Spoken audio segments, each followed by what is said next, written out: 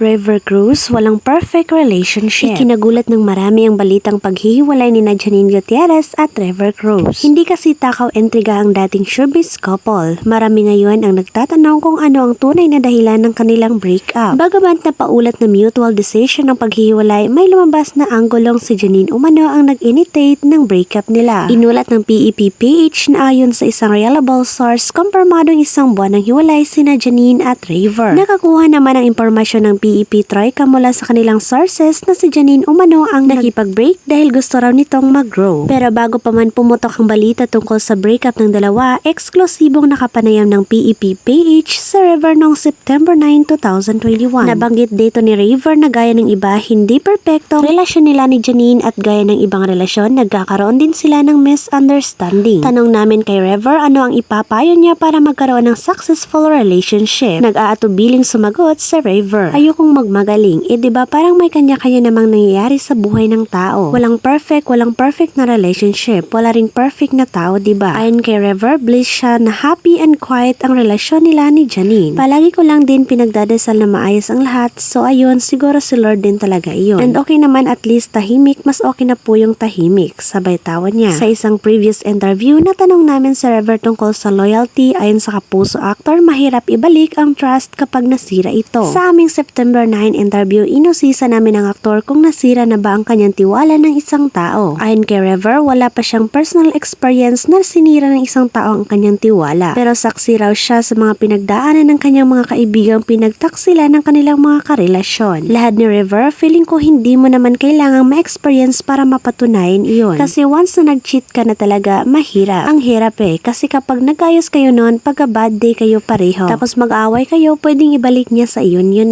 Masasabi at masasabi niya sa iyo iyon. Pwede pa rin mag-work yung relationship pero nandoon na yun, hindi na yun mawawala. Pasang-ayunan niya, kailangang alagaan ang tiwala. The best thing, huwag niyong sirain ang tiwala sa bawat isa kasi pagka isang pagkakamali lang talaga, mabasag talaga iyan. Kinunan din namin ang pahayag sa River kung paano nila inaayos ni Janine ang kanilang away. Sagot na River, minsan okay din yung pag-usapan agad pero minsan pahupain mo din yung sitwasyon. Minsan kasi kapag mainit pa yung sitwasyon, ang pinag-usapan nyo kaagad, ang tendency mag-aaway lang kayo lalo. Or baka may masabi pa kayo sa bawat isa na hindi maganda. So feeling ko mas okay yung ganoon.